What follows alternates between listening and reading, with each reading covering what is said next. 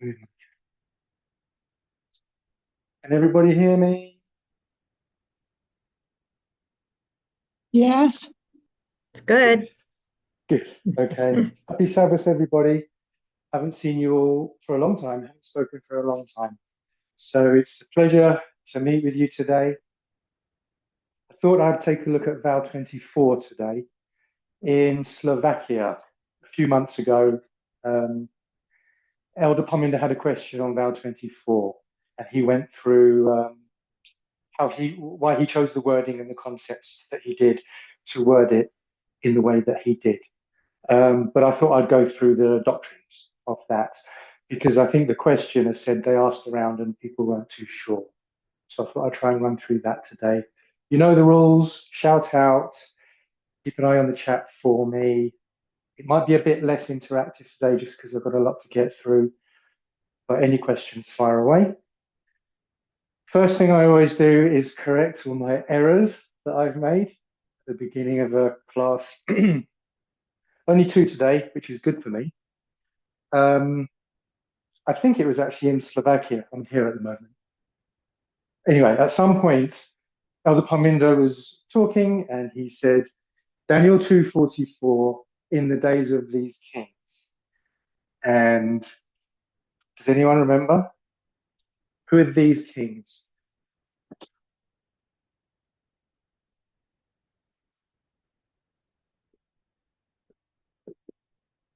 So Elder Parminder said it was the four kingdoms in Daniel 2. Babylon, Media, Persia, Greece, and Rome. Now, I've been teaching that these kings are the 10 kings. The 10 toes, the 10 horns, 10 kings of Revelation 17.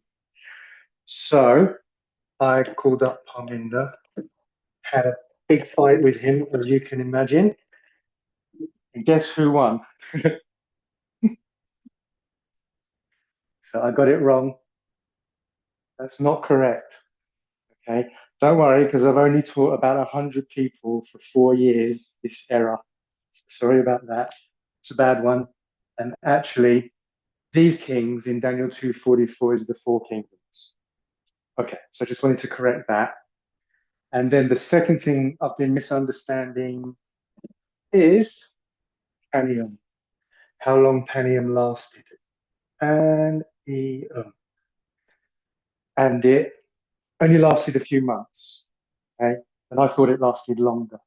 So if I've been talking with you one to one, or maybe I've been even teaching publicly, um, it's affected my understanding of when the increase of knowledge could be, because you have to come out of Panium before you start the increase of knowledge. 273 BC, the death decree, that kind of thing. So if I've confused you there, I won't go into it because we don't have time. But those two things, terribly sorry, got them wrong. Okay, I just wanted to correct that now. And I think, well, any quick questions on that? Or, I do, Aaron. Good oh, morning. go Happy ahead. Sabbath. Good morning, happy Sabbath. Thank you. Um, so if Panium only lasted a couple months, would that be the January 6th and the continuation of the lie then? Because it wouldn't include Ukraine. Um, and for some reason I was under the impression that Ukraine was a part of it when that invasion happened. But now that you are redirecting us, I'm hoping for some clarification. Thank you. Okay, so I'm going to take that off the board. I don't want to be reminded of my errors, and I need the space anyway. So we're going to work on the line of the 144,000. We always use the big line unless we need a fractal. 5 waymarks, Ezekiel 2034, and I'm just going to, you know all this already, 1989, 2001, and now I can put November 5th, 2024 for Sunday. Daniel 12:1 and second Advent. And your question is, Panium, it was a few months, but it wasn't a few years. That was my mistake. Basically, what I did is I clung on to one phrase, like a half a sentence that tests me. And if anyone knows me how black and white I can be, I just think, okay, so this is 2019 increase of knowledge, and this is 2021 Anium. And Elder Tess says Anium started in October of 2021. It was when Russia amassed tanks on the Ukraine border, and then a few days or whatever later, they rolled over the border and invaded Ukraine. So I think January the 6th does fit nicely into Panium. That's what I think, because it's the same year. And then as far as I can tell, Panium went on a couple more months or a few more months after October 2021. It was the InfoWar segment of the Ukraine war. So when that InfoWar segment was over, that's when Panium ended. And so on what you just said, on the InfoWar information on Ukraine, was that when the United States was beginning to unravel the disinformation warfare that Russia was using? Yes. Now, I didn't go back and check, so it's not fresh in my memory. I know there's people here that know it better than I do. But do you remember Biden warned Yes. that Putin was gonna, was it a Yes. false flag or something? And people, the people that were saying Putin's lying, he is going to invade, all of that, all of that kind of stuff. Sorry, that's as good as I can do on the spot. No, that's okay. That's good for me. Thank you. Okay. Just a quick note on that. We have a historic, I'm going to call it a thus saith the Lord, if you like. It's not parable methodology. That you can have two-way marks fairly far apart, which two events fairly far apart, which are still the same way mark. We're probably going to use this line later, so I'll draw it up now anyway, different color. In the line of the Great Controversy, you've got, let me do it small, 1798, 1844, Great Controversy. So that would be the Sunday Law, and that would still be Daniel 12:1 and Second Advent. They're the same. And this, when you do line upon line, you can say that this is October 22nd because it lines up with the judgment of the dead, which we're going to do today, which is why it's helpful to have it here, because this is the judgment of the living according to the vow. And October 22nd is the judgment of the dead. So you can see how that lines up. But also we say the tarrying time started in 2001. And for that, we have to go to April 19, 1844. So you've got April and October, whatever that is, 6, 7 months apart. Okay. Does all that make sense? Any thoughts?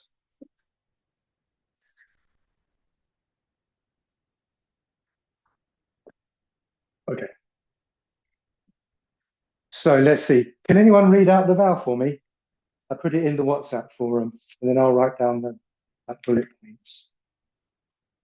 I think there's about 5. Any volunteers? WhatsApp forum? I can read. Thank you.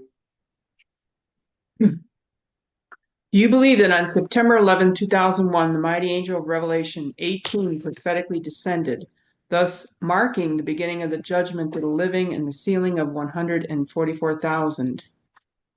Do you believe that at the very same time the latter rain began to sprinkle upon the priests of Adventism, calling them to purify the Lord's temple?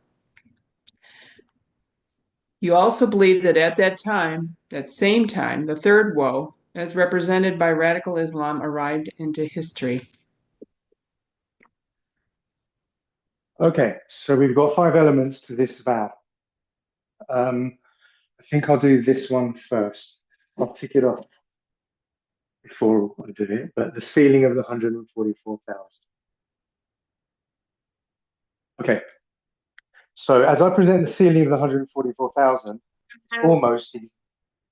it's almost exactly the same as the judgment of the living. They're sort of interdependent, if that's the right word. So we'll do those ones first. So, judgment of the living, sealing of the 144,000. Okay, so using Ellen White's logic, the Sunday law is your final test. So let's do it this way. Sunday law is the final test. Oh, yeah. Second, selected messages, 80.4. Okay. The image of the beast is the great test. It's the great test to the people of God by which their eternal destiny is decided. So if this is the test by which your eternal destiny is decided, it has to be the last one. If you pass this one, but there's another test afterwards, you fail it, your eternal destiny isn't actually decided on this one. Make sense? So if that's your final, Hi, Aaron. Could you repeat Hey. the last last sentence? point. It sounds kind of important, yeah. Okay.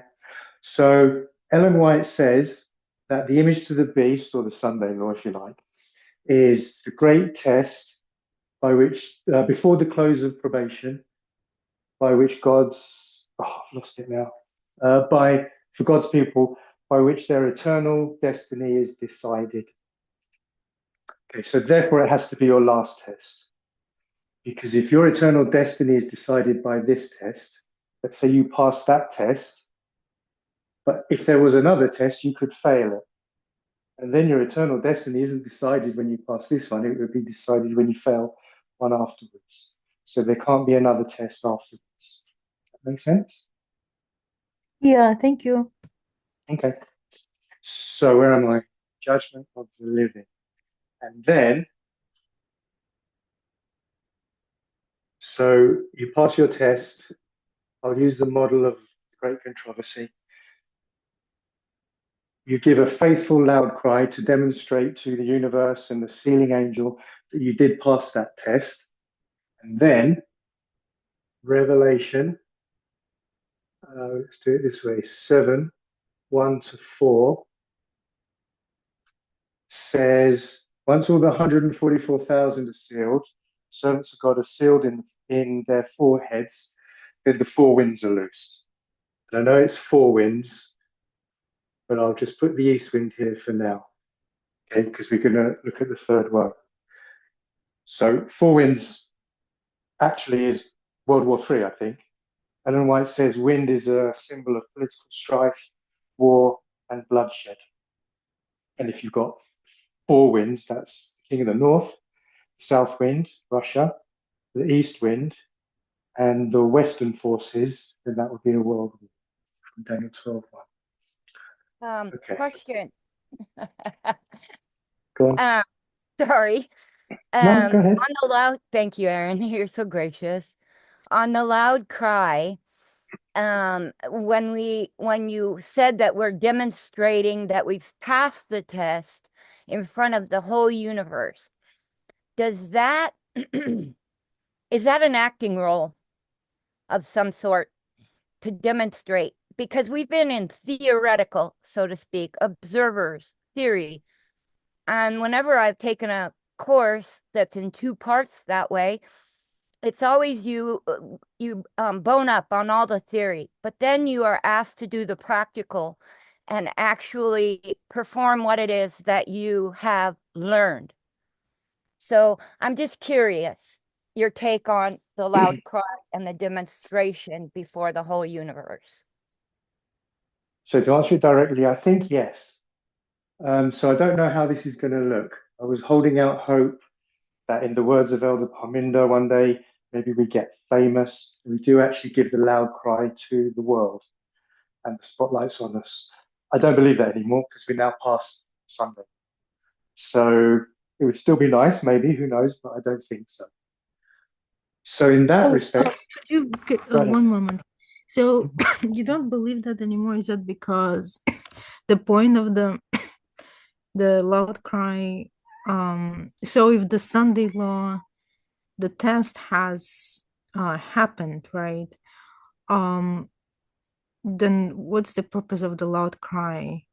Well, I mean, obviously, so okay, I think this was the institutions, right? The institutions, the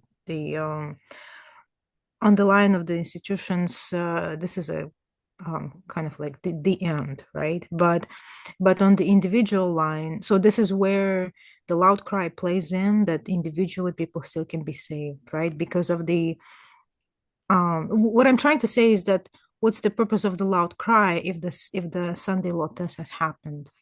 But then now when I was asking about it, I just realized maybe this is because it was on the line of institutions, but on individual line, people are still the loud cry. This is maybe the function of the loud cry to, you know, save what can be saved. Yeah. Okay. So I think I can give the same answer to Susan as I can to you, because even though they're slightly different questions, I think they require the same answer. But let me know as I go through. So the loud cry is synonymous with the latter rain. Exactly synonymous. The outpouring of the Holy Spirit is the loud cry. This is a message from heaven in this dispensation, and this is a message from heaven in this dispensation. So in answer to what it does to us, it matures us. We become mature plants. And that will be through the message, and I'm going to say methodology. Okay. So that's the purpose of it. If I'm no longer believing that we actually give it to the Nephilim, and that would be the only purpose of it. Because the other purpose, of course, would be to call the Nephilim out of Babylon. If I'm thinking that might not happen now, then the only other model I have to go to is this. Panium was the midnight cry. And what happened there is Elder Tess gave us radical feminism. And so that helped us to grow.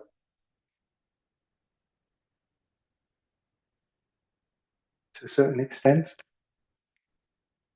And I'll put the rain in because it's the same thing, message. So there is a bit of a problem. I don't really want to call it a problem. Anyway, there's a difference. The midnight cry is by the virgins to the virgins, and that does fit. Okay, because I'll say Elder Tess gave the priests, if you like, all the 144,000 the midnight cry message. Hey, Aaron, just very good observation by the virgins to the virgins, and I think somebody needs to write it down. So Sure. Okay. Yeah, that's a great point. And That's your job. while you're still there, while you're still at that place on the priest line, when she actually gave the midnight cry was 2018. And right?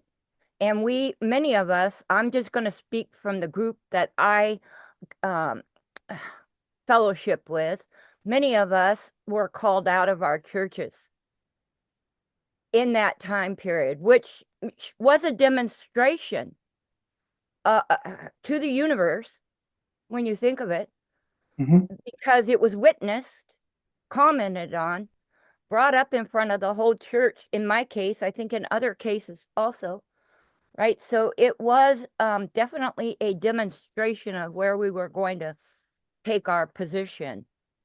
So just that thought with the midnight cry now at 2021. I'm just trying to marry that idea, but okay. Good thought. Yeah. So we witnessed already how the midnight cry was given. So I'm going to say that's the only one we have. That's probably how the loud cry was given. Elder Parminder, I already sent that text out, didn't I? November 6th. I think Elder Parminder will give us that message. Yes, the anomaly, difference, I should say, is that this is by the church to the church. This was the call for the Levites to come in, which they didn't answer in a corporate fashion to physically come in. But this is by the church to the world, to God's people in the world. So there's the difference. Whereas what I've just presented is actually still given by the church to the church. So that would be if you want to look for problems, that would be one. Okay. When you say that that, by the church to the church, would it be us? Yes. So So because now I'm thinking, by some of us to some of us within the movement. Is that what you're saying? so you know my stance already, doesn't mean it's correct. But in that text message I sent out probably November 6th, maybe not, I'm sure November 6th, I said, sit back, relax, get the latter rain refreshing from Elder Parmenda. So that's my take on it. I'm just picking up on when you said given by some of us. But we should all be teachers. So if you learn that message and give it, then that would also be a correct perspective. Okay. I also, if I could make a quick comment, do you think it's also the case that by our, I mean, the movement has been airing the presentation since a long time on the internet. So the call is not necessarily and not limited to those particular members, but rather the presentations being available to the church and the church members, regardless whether they take interest or not, whether they pick it up or not, but it's available for the church and for the world. Yeah. So.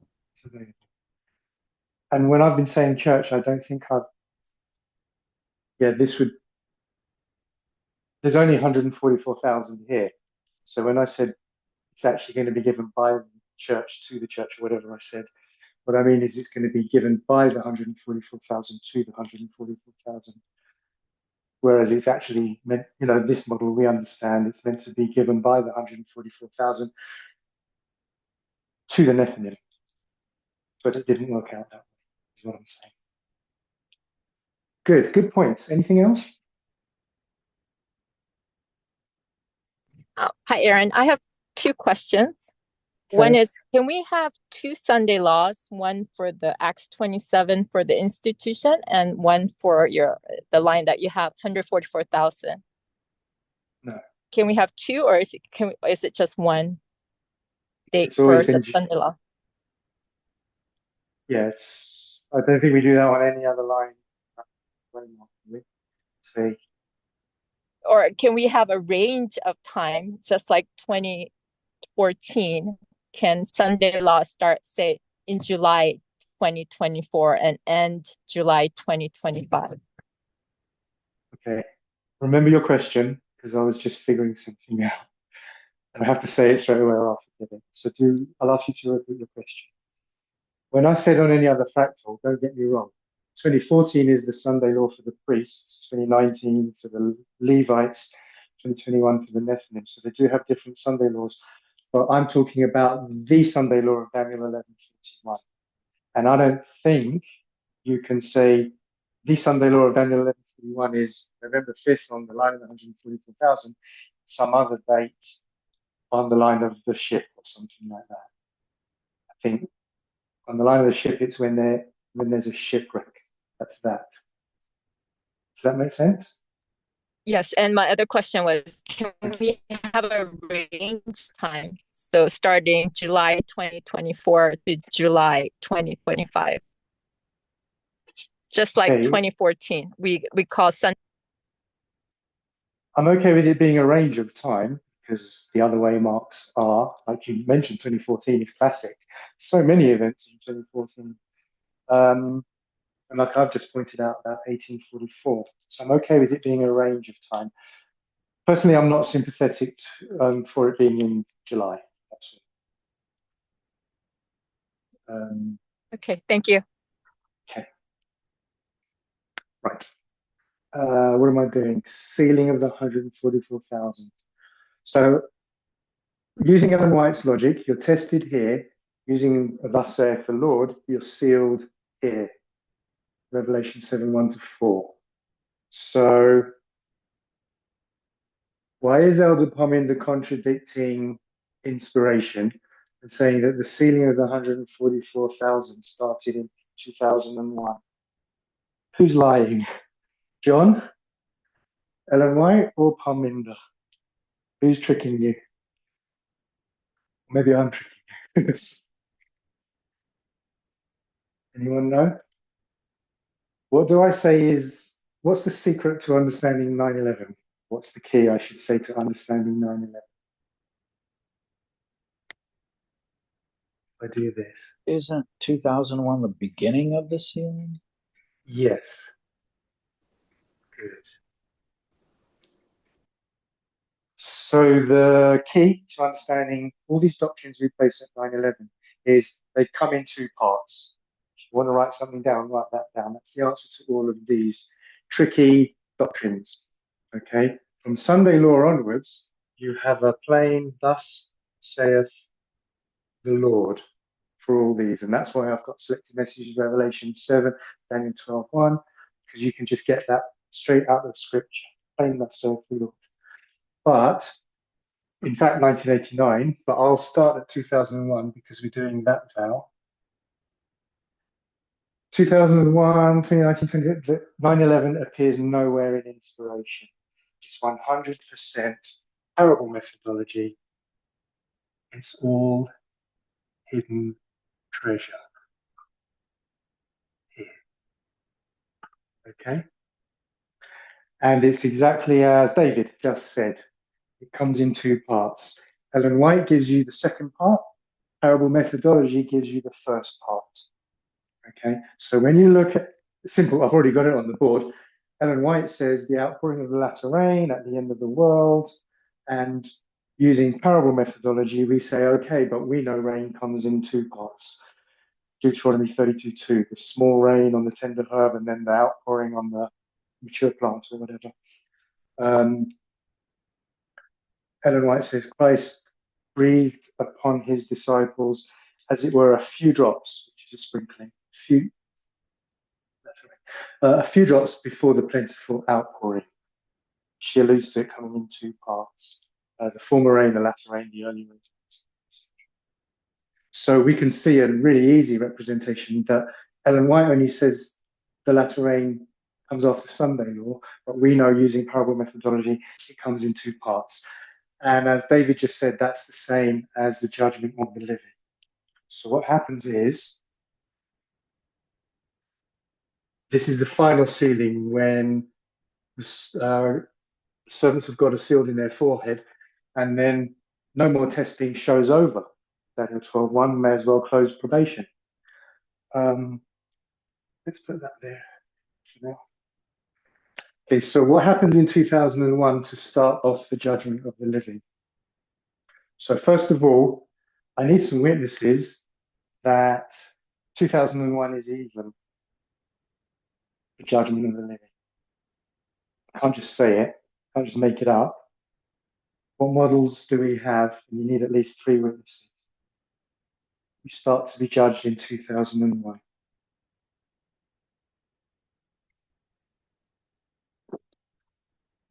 Is one of the witnesses right below the 1844 example?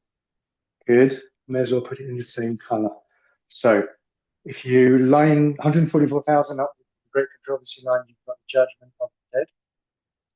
Therefore, you know you should have a judgment of the living, because we're the final generation. Okay, so there's my that. I'm gonna say it this way. I'm not sure it's completely correct, but I'm gonna say that's not a witness. That's your proposal. Now you need 3 witnesses to prove that that's correct. Okay, so that's what you're proposing. You need 3 witnesses. So I'll move along. I have to end on time because I have a class immediately back to back after, so I have to finish on time. So one would be that according to this agricultural model that's already on the board, you're only born here. Okay, this is where the seed is sown. You're not born, you're not existing before in this ploughing time. So you can't be judged before plowing time. You can't be judged before you even exist, before you're born. As soon as you're born, you start behaving, so you can start to be judged. So that's one witness. Second witness, my doctrine shall drop as the rain. So these are prophetic, I'll say life and death testing messages. So they're testing. So you start to be tested or judged. Second witness, the message, the rain starts here.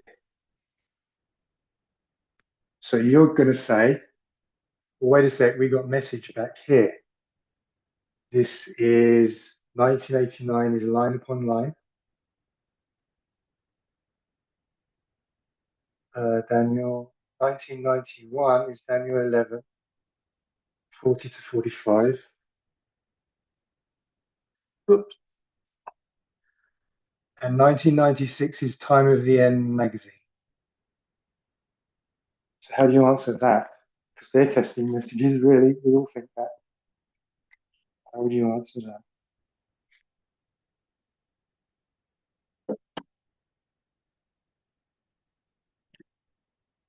So we answer that using the repeating pattern. Unsealing, I'm running out of room here. Increase of knowledge. Formalization, 1996. And then what's this one called?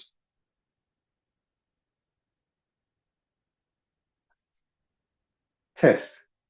So you can see that on your line, this is the first time you're testing. Okay. So there's your three witnesses, assuming we're not going to call that one a witness. That was your suggestion. Okay. You're only born there. The testing messages only start there. And these messages are just plowing you. But the first test is 2001. Okay. So Judgment of the Living starts 2001. No one's lying to you. Okay. Any thoughts? Let me gather my thoughts. Is Boston Concord Exeter another witness then? Even an additional witness? Maybe. Personally, I wouldn't use that because it's just, this is First Angel's message terminology. 1798, the little book, the Book of Daniel was unsealed, Daniel 8. Increase of knowledge was William Miller's Increase of Knowledge, 1818, is it? 1816 to 18? I think this was 1833. Is that his credentials or something? Testing me now, I've forgotten. And then the test was August 11th, 1840. So that's using First Angel's message terminology. But when you say Boston Concord's Exeter test, all you're doing is changing the terminology to Second Angel's message terminology, because you're using those camp meetings under the Second Angel's message in 1844, Boston, July 21st, etc. Okay, so I good. think you're using the same argument, just different words. That's my Yeah, personal. okay, good. Thank you. Okay. Okay. Okay. So you'll just start to be judged here. Don't think I've forgotten anything. Judgment of the living. Okay.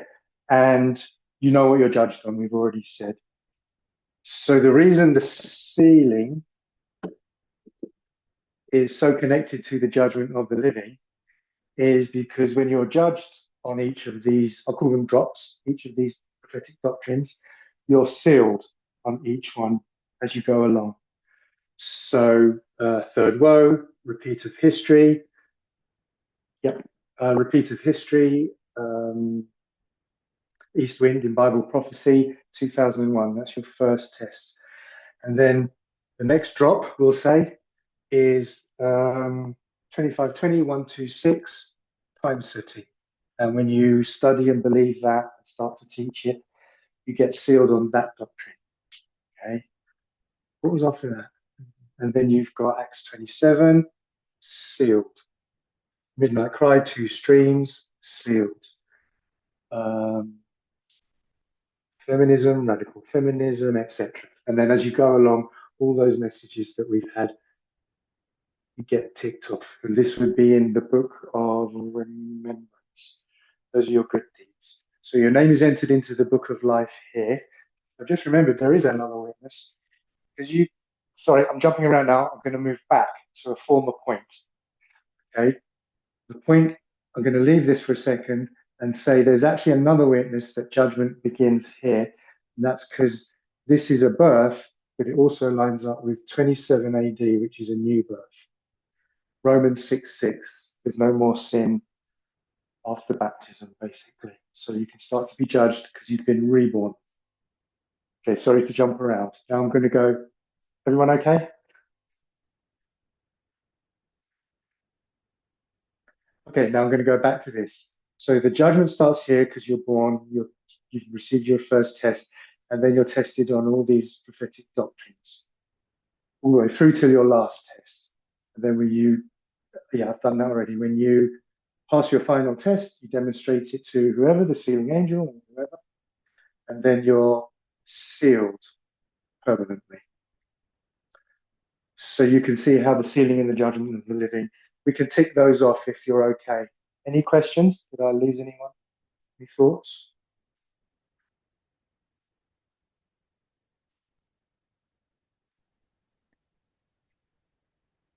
Okay. So the sealing, it began, you're saying, in 2001. The sealing The of 144 The and the judgment. judgment. Yes. But the sealing, doesn't it actually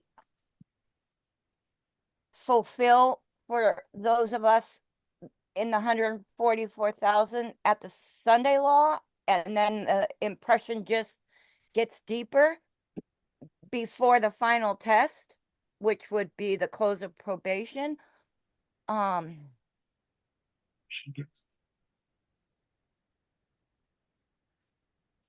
you repeat your question? Oh, I hope so. Sorry.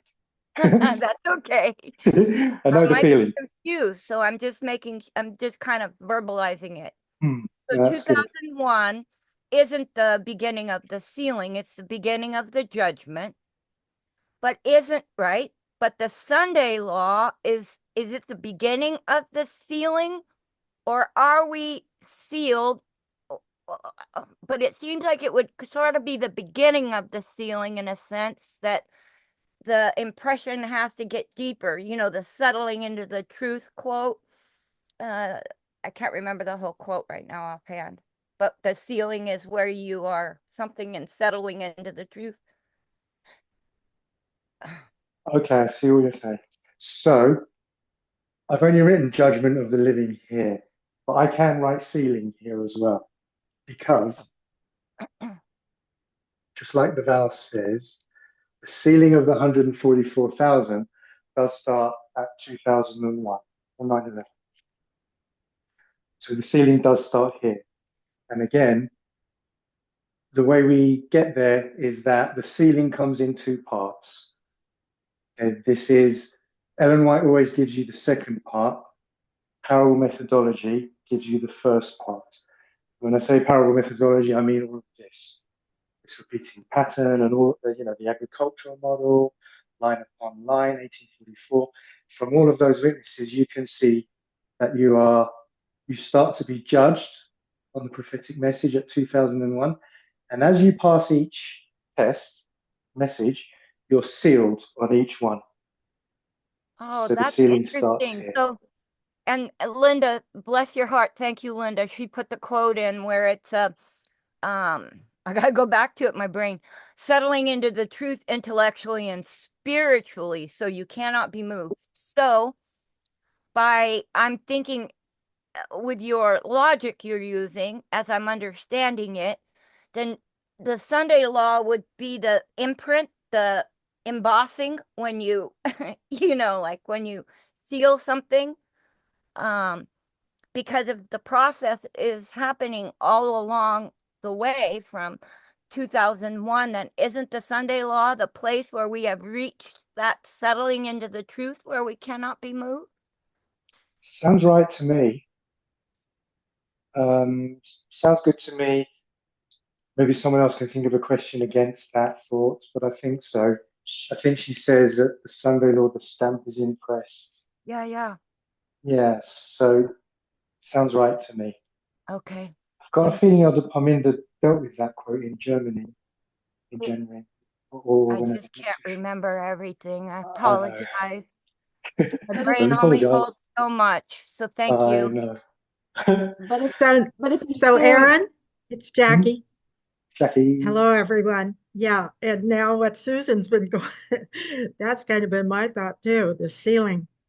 So the ceiling at Sunday Law, that's final. So technically That's speaking, my the question. Is the ceiling See- at Sunday Law the final settling into the truth, and there's no more seal to come after that? Is so that right? technically, I understand what you mean, but technically speaking, to get it really correct, the sealing is at Daniel 12:1, the final sealing. So you do pass your, okay, that's just Revelation 7:1-4. But isn't But the that servant- final feeling for all the remainder people? All the other people who are undecided still, or whatever you want to, however you want to verbalize that? You mean the Nephilims, Yeah, Susan? well, you could say that, but there could maybe be some straggling Adventists who finally come to their wits. I don't know. Yeah, I'm looking at it more on an individual basis at this point. So if you stick with just what the text says, it's only talking about the 144,000. Because it says Revelation 7:1-4, till the servants of God are sealed in their foreheads, then the four winds are loosed. And it says, something like I numbered the servants, and there was 144,000. We're probably getting into verse 5 now. Maybe someone can check for me. It's deadly when I talk off the top of my head. I'm coming back with more corrections next time I speak. But I think I'm that's going to just talking affirm your about. position on that, Aaron. Thank you. Hey, Aaron, I have a question. Are we still under the point period? Do you remember when we were going through, this was some time back, but it was the point period, like I guess I don't know, I guess point that was made regarding the periods along the line.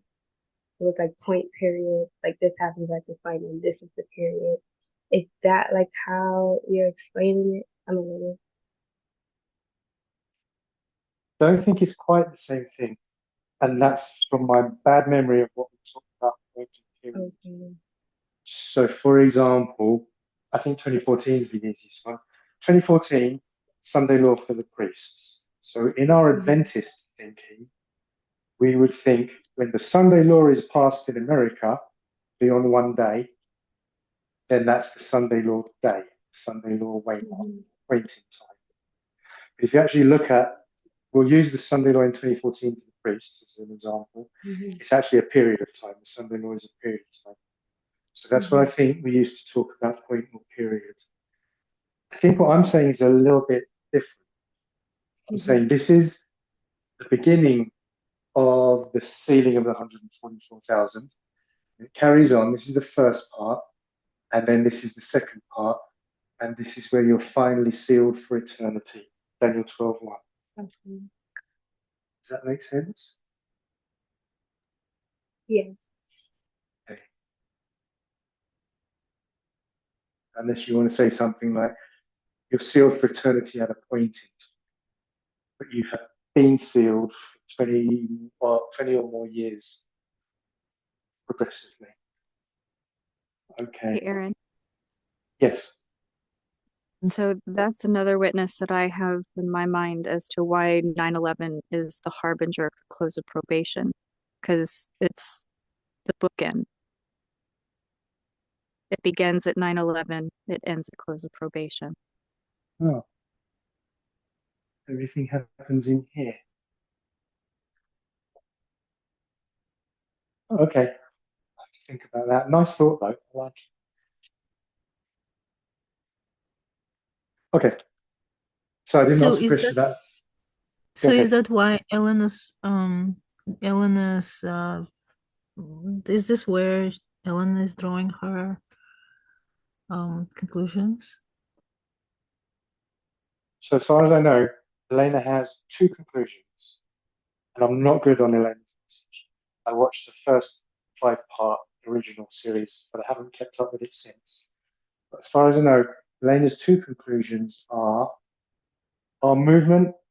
No, ISIS is the counterfeit to our movement, Islam, east wind strikes at Sunday. So those are the conclusions that you mentioned.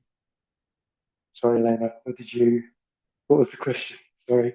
No, I heard exactly the same from Elena's presentations where she said about the 2001 being the harbinger of the close of probation. So it happened in 2001 and kind of like Elisa says, bookends, close of probation. So if what you're saying is correct, that Elena says 2001 is the harbinger of close of probation only, then I'm in agreement. Yeah. Oh, then was Elena then saying that it was 2001 was a harbinger of Sunday law? I seem to remember something. Like that. Okay. If she was saying that, then what was her model to make that assertion? What's her I'm logic? understanding it correctly. She was using the institutions, the line of the institutions. Okay, and seeing so that ship. Go ahead, please. no, and seeing the shipwreck as the close of probation for the institutions. Yes, it's the shut door for the Adventist church and so forth. But what's the logic that the east wind strikes? That shipwreck. I don't remember. I don't remember that she uses any model. So and I say respectfully, you can't just make it up. Methodology. Since at least 2016, Harminder's just been hammering methodology. So you need a methodology. So you can't use the triple application of prophecy in the third woe to say east wind strikes at Sunday.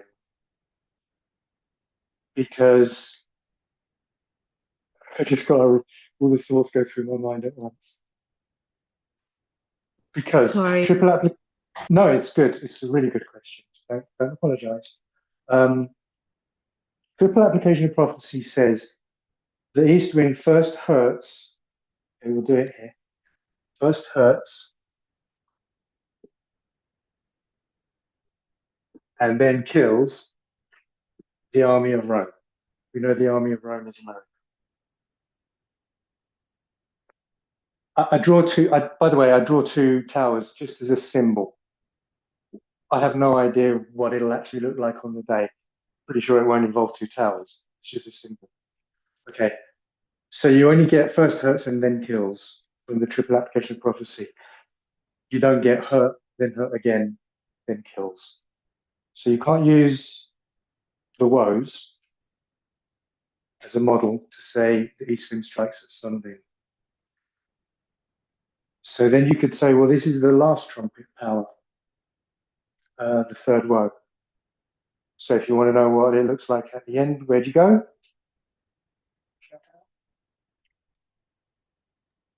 To the beginning. The last trumpet power, go ahead. Okay, you go to the first trumpet power. Okay, so the first trumpet power, God punishes Rome for passing the Sunday law. Okay. So the first Sunday law, was it 324 AD, something like that? Constantine is the first in the Roman Empire to pass the Sunday law. I don't think it's 321, I think it's 324 or something like that, whatever it is. And then the first trumpet power punishes Rome for that Sunday law about 70 years later. Alaric, isn't it? Barbarian tribe. That's when the first trumpet power starts blowing. So you can see, using the model of the first and the last trumpets, you don't get an attack by the first trumpet power in 324 AD either. It's about 70 years later. That's the same thing here. This would be 324 AD Sunday law, and then this would be the trumpet power punishing Rome for passing the Sunday law. So you can't use that model either. And I don't know of any other model. You can't use Review and Herald July. So just to intervene there, Elena uses the third ship of Alexandria, and it starts with Melita, And it goes all the way to Puteoli, which she marks it as the Sunday law. It's another line that she uses. It's Sunday.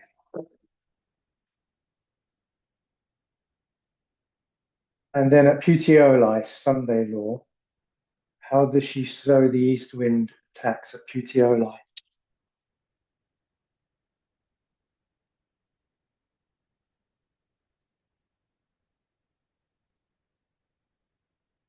Oh no. I believe she uses the meaning of the word puteoli because it's got sulfur. I'm just going by memory.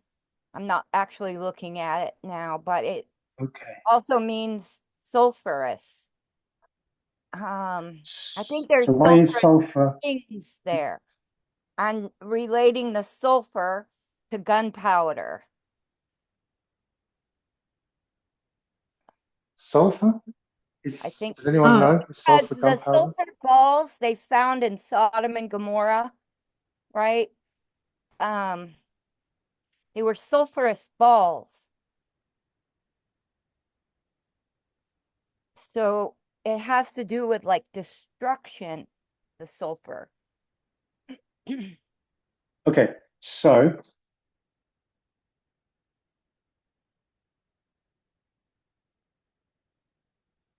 I've got Puteoli's second advent.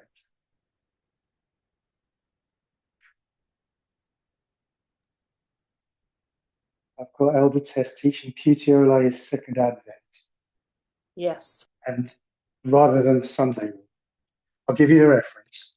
The Ship of Alexandria Revisited. This would be 2nd of April, January, February, March, April 2021. And my timestamp, for what it's worth, is 48 or 49 minutes. Okay, so let's look at sulfur as a symbol. We've seen already recently, you can't just make it up. I don't know if gunpowder is made of sulfur. Doesn't sound right. Maybe it is. Okay. But if you run sulfur through your Bible like William Miller would, like Elder Jeff and Elder Tess would, then you're not going to find gunpowder. Probably, because I've never done it. Maybe you will in the spirit of prophecy, but someone could maybe do that now. Okay, but if you run your symbol through the Bible, you're going to find sulfur, as Susan just said, at Sodom and Gomorrah. So we don't have a line for Sodom and Gomorrah, but if we take it as a parable, when the sulfur and brimstone rained down from heaven, that was the end of their world. So again, Puteoli and sulfur, if you compare and contrast it with the story of Sodom and Gomorrah, it fits. Second Advent, end of their world. If you line up the story of Noah with the story of Sodom and Gomorrah, the end of the antediluvian world was the flood. So you've got, I don't want to call it a second witness, but you've got the story of Noah, the end of the world is the flood. The story of Sodom, the end of the world, with the second advent is the sulfur and brimstone. And you've got Puteoli. So I don't know what Ellen has done, but I'd be very reluctant to change Puteoli to another waymark. And then say, no, I've got license to say Islam. It doesn't seem to work in my mind. Any thoughts? Yeah, I agree with you. I understood the point. Thank you, Aaron. It's perfectly lines up where you say the at the close of probation. Last point, you can't even use Review and Herald July 7th, 1906, July 6th, 1906. You can't use that one or Testimonies 9/11 because Elder Pomin has done a lot of material showing how that's Daniel 12:1. Just look at the language. You know, the cup of indignation is full, God's patience is over, that kind of language. Okay. Thank you for your clarification on the sulfur and the sulfurous springs, because I always wondered, how do we marry that with the second coming? But yeah, the destruction of the world. So that really, that simple statement helped me. So thank you. So Revelation 7, 1 to 4 is technically only speaking about the 144,000, but we know that Daniel 12, 1 is the close of probation for the world. So world, Nephilim, God's people in the world, or Levites, ones that are out there, individuals. We don't even know their names. Hopefully there's some. There may or may not be. But that would also be that's when they're also sealed. So even though Revelation 7, 1 to 4 only mentions 144,000, it's the same for the Levites and the Nephilim, if there's any out there. Okay, let me have a think. Good time to read the chat or ask any questions. You do have a number in the chat. Oh, anyone want to read it for me? So there was commentary on sulfur. Well, before that, I'm not remembering what the Hazon Mara was referring to. And then Sarah was saying it's a progressive sealing. Linda says sulfur is a part of gunpowder. Oh, and thank you. I Interesting. guess the passage, I don't know what sulfur, charcoal, and saltpeter refer to. I'm guessing that's somewhere in scripture. And I'm not sure what the other two, intellectual and spiritual, and Hazon and Mara, are referring to. Okay, thanks. But thank you, Linda. It's interesting that sulfur is a component of gunpowder. I didn't know that. I'd still prefer to run my symbol through inspiration. I think we've seen recently what happens when you, because I could say sulfur is also a component of something else. I could just go on Google, find something that sulfur is a component of. It's probably a component of several things. Okay. I was also thinking that Linda, when she was referring to the Shazon, I believe, and the Mara, back when we used to study that, one was the vision in Daniel, and one was the appearance, right, that made you humble into the dust. And so I think, but Linda might have to explain, I think what she's saying is we've been given the vision, and then the Mara will be the actual appearance or second coming of Christ, if you were to take it a step further than what we originally, Is Chalzone and the Mara in this context something that Elena has presented? I don't know. I didn't watch Oh. all of Elena's presentation. Because it's not ringing any bells, and I'm thinking I haven't watched it, so maybe that's I just thought maybe Linda, maybe that is what Linda, maybe she can address it. Feel free to, if you'd like. This just goes back to, and it could be wrong at this point, but it just goes back to what, Jeff used to teach in Daniel, about the different visions and how he had to differentiate between the two visions, understand what each of them meant. And he talked about one being like an intellectual, it was like a historical understanding of the visions. And then there was the spiritual, the looking glass, the Mara. Yeah. Okay. Is the effect of the vision on you. Okay. So I think we've done judgment of the living and the sealing. If we're okay to move on. We've been talking about the east wind already, so let's just do that. Same thing. Revelation 7, 1 to 4 says the east wind and the other winds are loosed at Daniel 12, 1. Okay, so the third row comes in two parts. The second part, last part, you can get straight from inspiration. Review and Herald, July 6th, 1907, or the 6s and the 7s are the other way around, sorry. Testimonies 9/11, Revelation 7, it's all there. But the first part, inspiration nowhere speaks about 2001 or 9/11. So you can only get that parable methodology. And we know already, we were given repeat of history in 1989. We were told that America is the army of Rome in the increase of knowledge and formalization. you're tested on the formalization. So when we see the first row repeating, because the east wind hurts the army of Rome, America, here, that's you being tested on the formalization. So there's your first part, parable methodology. And then the second part, inspiration gives you. Don't feel like I explained that very well. Any questions? Or should I say it again? A bit better, maybe?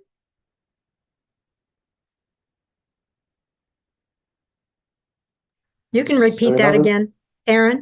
Yeah. Okay. Do you want to just go over that again one more time? So the third on row, the first hurt. Yeah, okay. Go ahead. Sorry. I'll go from the beginning so I don't. Okay. So if you use inspiration, the east wind kills the army of Rome at Daniel 12:1. Okay. But the vow says that the third row begins at 9:11, something like that. And we don't have a thus saith the Lord for that. So how do you know it's true? Okay. Well, the third row comes in two parts. It's like everything else that arrives at 2001. And the first part is the repeat of the first row, when the east wind first hurts the army of Rome. And the second part is a repeat of the second row, when the east wind kills the army of Rome. So that's how you prove it. And I just added a bit on to say that's a perfectly reasonable test by God, because God gave you all the information you needed to pass that test at that time. God showed us that history repeats. I always draw 3 lines on purpose, because it'll be a symbol of the first row plus the second row equals the third row. So you had repeat of history given to us, and we were told who's the army of Rome. And then you can pass that test. Is that a bit better? That's clear. Yeah, thank you. So basically that is the same period there. If you if you kind of just cut 1989 out to 2001 and put it under SL to COP, it would look basically exactly the same, like that history. Because you just went to the very beginning of the line at 89 to 2001. And if you place that under SL to COP, it's like you're saying, it's a repeat of that history from 89 to 2089. And then so bring it under the SL. If you can do that. Is that what you're saying? Like it's a repeat? I didn't approach it from that perspective, no. I know Elder Tess does that with the death of the King of the South. She does that. But I haven't thought of that before. I was just simply saying 9/11 is the first row repeating. Daniel 12:1 is the second row repeating. And you've got scripture and a thus saith the Lord to prove this one. But you don't have any scripture or thus saith the Lord to prove this one. You only get it from triple application.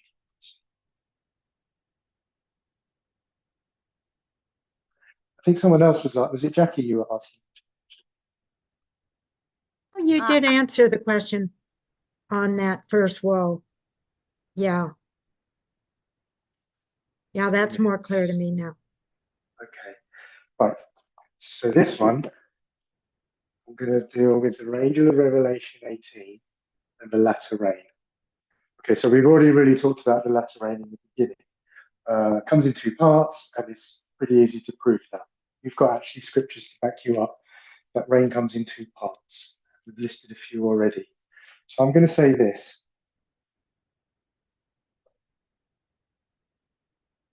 What am I going to say? Oh, yeah. So I'm going to say the angel of Revelation 18 comes in 2 parts. And an Adventist is going to say, no, it doesn't. Prove it. Inspiration says the angel of Revelation 18,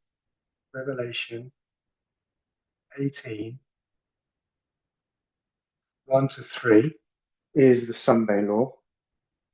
And then verse 4 onwards is the loud cry, because that's what it says, come out of Babylon. It's the loud cry. And that's all you get. That's all an Adventist knows. Because here you've got a plain thus saith the Lord.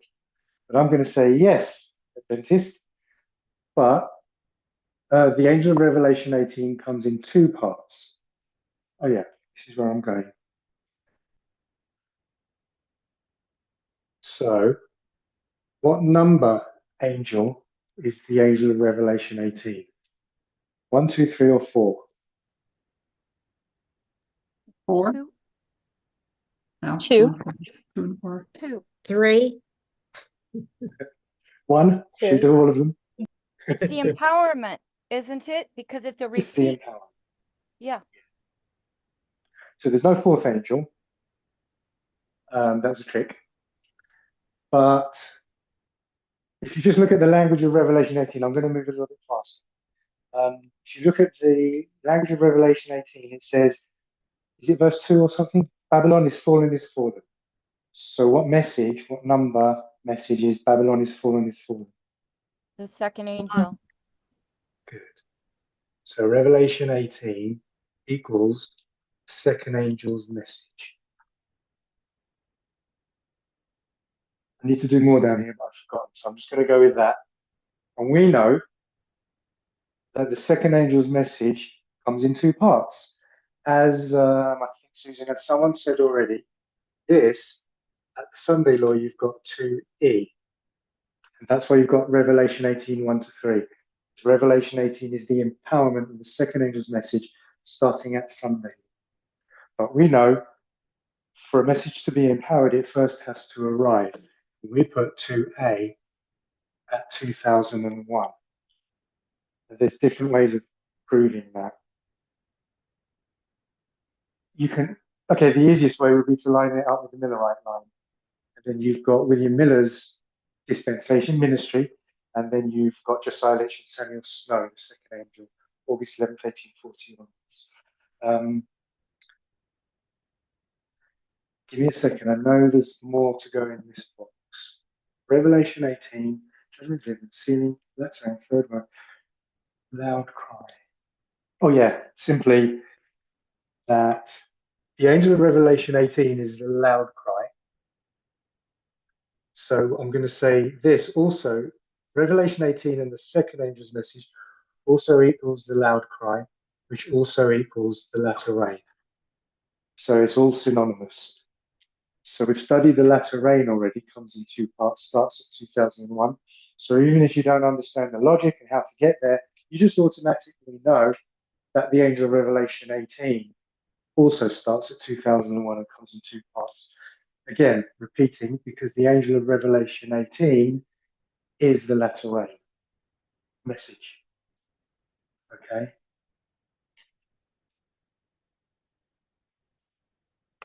I think I will actually finish on time. Okay, so we've also said the angel of Revelation 18 is the second angel's message, empowered. But we know a message first has to arrive. How do we know? You can't just make things up. You need two witnesses. Okay. You need two witnesses. Okay. I'm going to speed along because I'm going to need time. So, Revelation 14 was for the Millerites' time.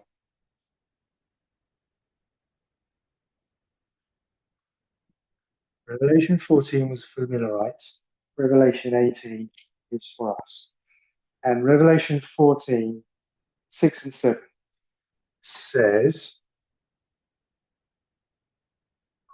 I saw another angel flying in the midst of heaven, having the everlasting gospel to preach unto them that dwell on the earth. And then he gives the first angel's message.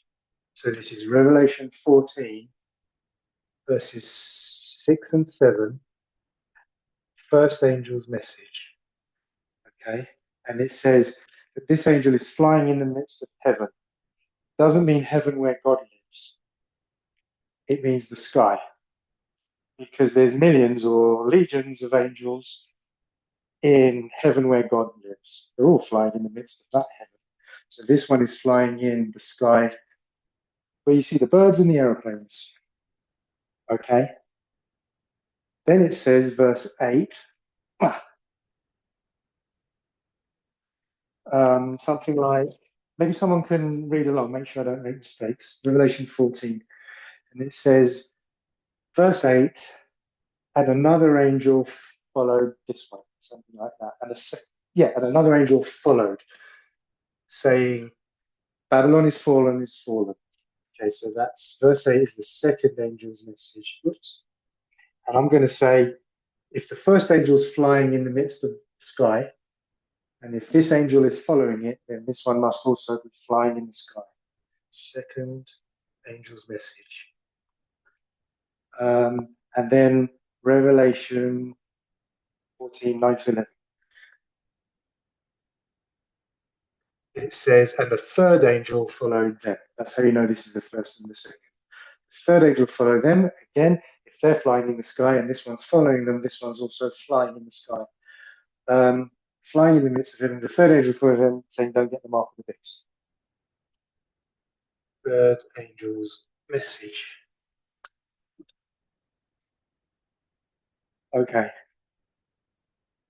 Everyone following? Any questions?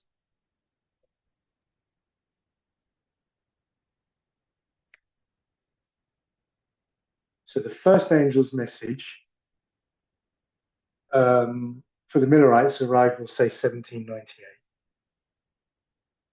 I don't know what date you want to put on the second angel's message. If you use our line upon line, you might like August 11th, 1840, lines up here 2A, East Wind Restraint. But I'm just going to use Ellen White, who says, Great Controversy 603. It's the first and second paragraph of chapter 38, Final Warning. And she says something like, the second angel's message is going to be repeated at the end of the world, final warning, with the addition of the sins or corruptions that have entered the organizations which represent Babylon since it was first given in the summer of 1844. Okay, so I'm just going to put summer 1844. And we know from studying pioneers that would be July 21st. Yeah, I think. And then the third angel arrived, we'll say October 1844. You want to say October 22nd? Or maybe you prefer October 23rd, because that's when, who was it? Anyway, someone was walking in their cornfield and the second apartment opened up. Hiram, wasn't it Hiram Edson? Yes, it was. Well done. So Hiram Edson's walking in the cornfield, and basically I'm going to say he gets the third angel's message, because there you've got the law of God, the Sabbath, seal, most holy place. Okay? And this would be so. Any thoughts? Okay, now I'm going to speed along. I've only got 10 minutes and I do have to end on time, sorry. Okay, so then you go to Revelation 10, first angel's message, and it says, it's using empowerment language, and it says a mighty angel came down from heaven, something like that. I don't have time to go into it now. And it says 1 foot on the earth and 1 foot on the sea.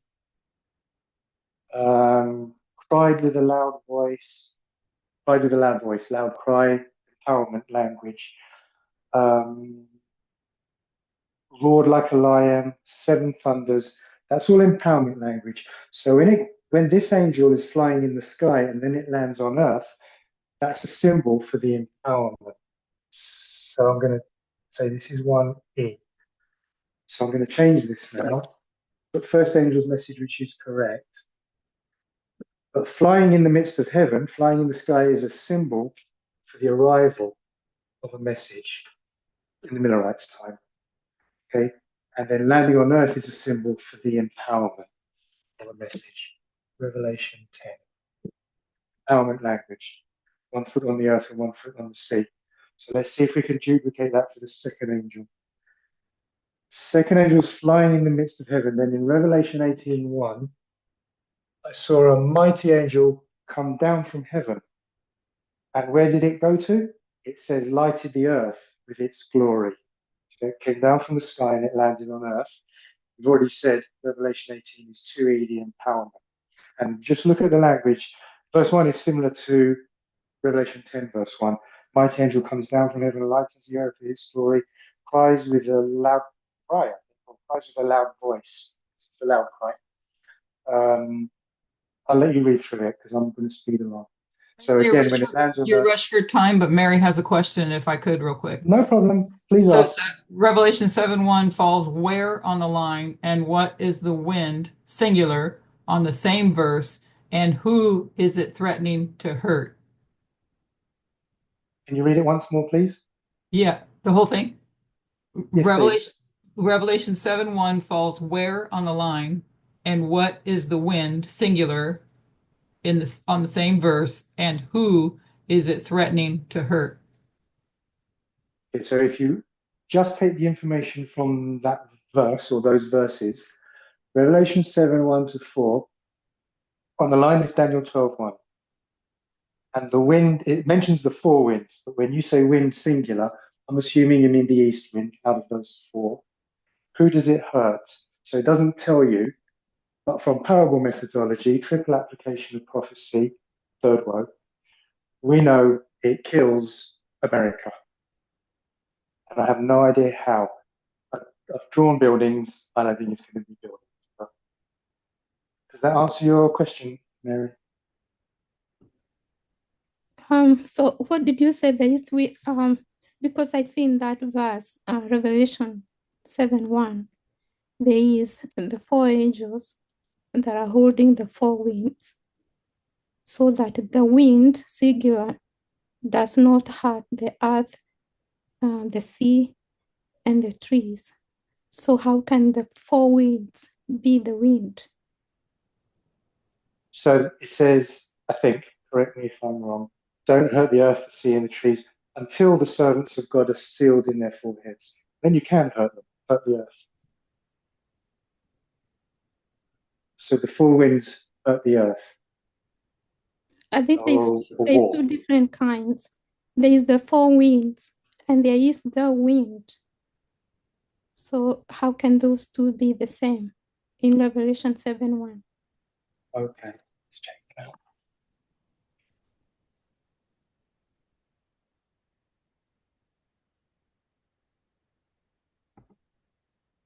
Revelation 7. I'll read it through. 7. And after these things I saw four angels standing on the four corners of the earth, holding the four winds of the earth, that the wind should not blow on the earth, nor the sea, nor any tree. So are you saying that the four winds of the earth is different to the wind that should not blow on the earth? Yeah, because they are holding the four angels, they are holding the four winds, so that the wind, this a different wind that is threatening to hurt the earth. And if this wind is blowing, then the sealing angel is not able to do the work. So it is being held so that the people can be sealed.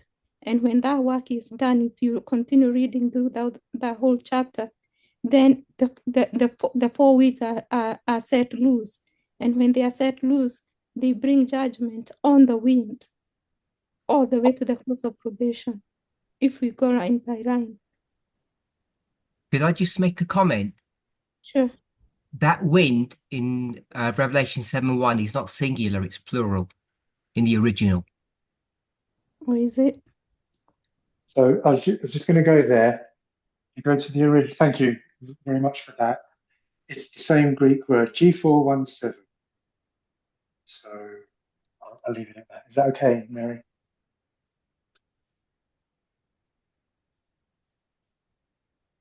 Okay, if it's not, please do speak up, but I'll move on. I don't think okay, so Revelation 18, lights the earth with its glory, that's 2E, because it's landed on earth. And I don't have any scripture to say that the third angel lands on earth at the Sunday law to empower the message. But I'm just going to say, I'm just going to fudge it. I'm just going to say, I've got two witnesses. Okay, and strictly speaking, that's not even two witnesses. But anyway, I'm just going to say, if it happens here and it happens here, then it happens here. Okay, feel free to argue that if you want. And I'm going to say 3E,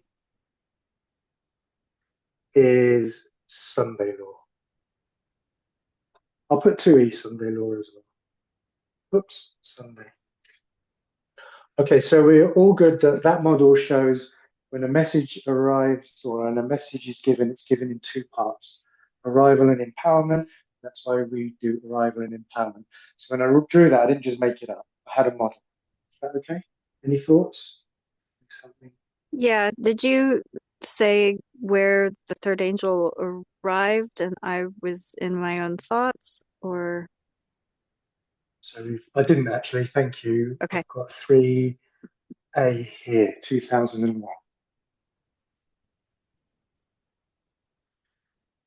Okay. So by the way, quick clarification. This is where they arrive in history. This is where they arrive on our line. And we're taking that and applying, making application to our line. Okay. I've got 5 minutes. I'm going to do a second witness that you can do that. So this is not a reform line. This is just a timeline or a history of the second angel's message. Okay, it's not like this. And I'm going to say second angel's message first arrived in the summer of 1844, according to GC 603. I think that's July, the camp meeting in July, Boston, July 21st, 1844. Okay. Then Ellen White says it was empowered at Exeter, August, and we've got, you can say August 12th, August 14th. So I'll put August 14th, because that matches with Acts 27. Exeter, 1844 is 2E. Okay, that was the midnight cry, and the midnight cry is 2E. True midnight cry, Samuel Snow. Okay, you can get that straight out of Ellen White. And then she says, the second angel's message, again, same quote, GC 603, second angel's message will be repeated at the end of the world, the addition of the corruptions that have entered Babylon, the organizations of Babylon. So it's repeated at the end of the world. So I'm going to put second angel's message repeated. And we already know she's talking about Revelation 18. We've already seen that's the empowerment. Okay. Sunday law, November 5th, 2024. So this is what you're given by inspiration, but we use parable methodology. So I'm going to change color. Okay.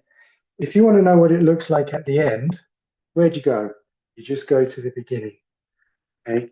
And the history of the second angel's message, when it was first given in history, it first arrived and was then empowered. So we know, and from the beginning, parable methodology, it has to first arrive, even though Ellen White doesn't say so,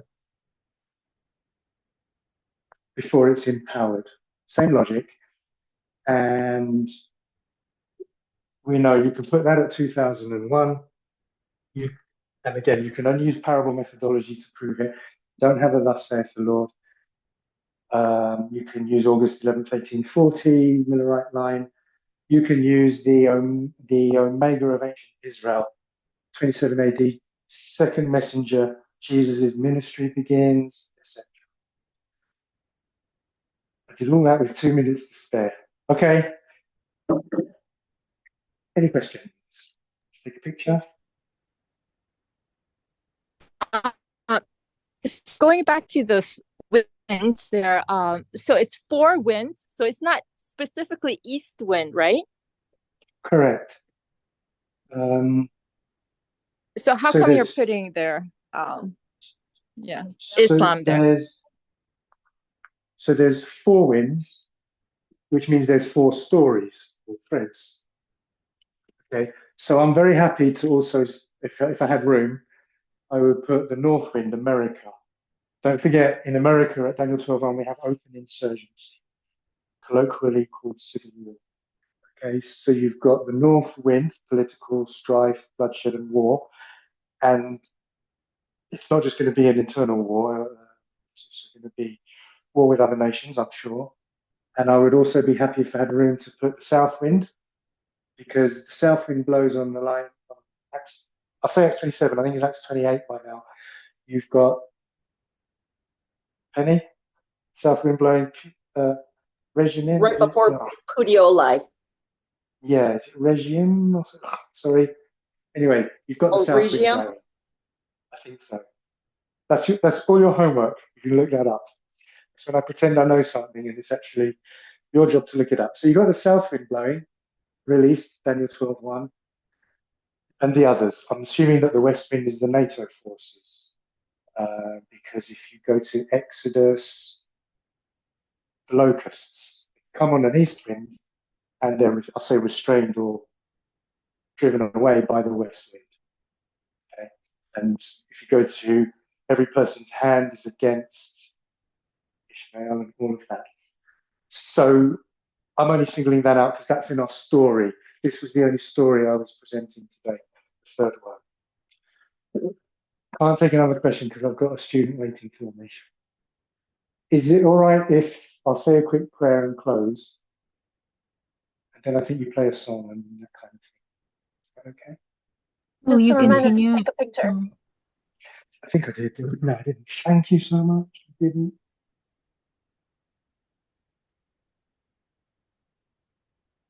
Okay, I'll post that on forum. Thank you. IPR forum. Okay, let me close in prayer. Almighty God in heaven, we thank you so much for good friends, for this good message, this good movement. Thank you, Lord, that you brought us past the Sunday law waymark. And we just pray that you'll ready us for the shaking, prepare us, and help us to be mature plants as we navigate our way through it. In Jesus' name, amen. Thank you so much.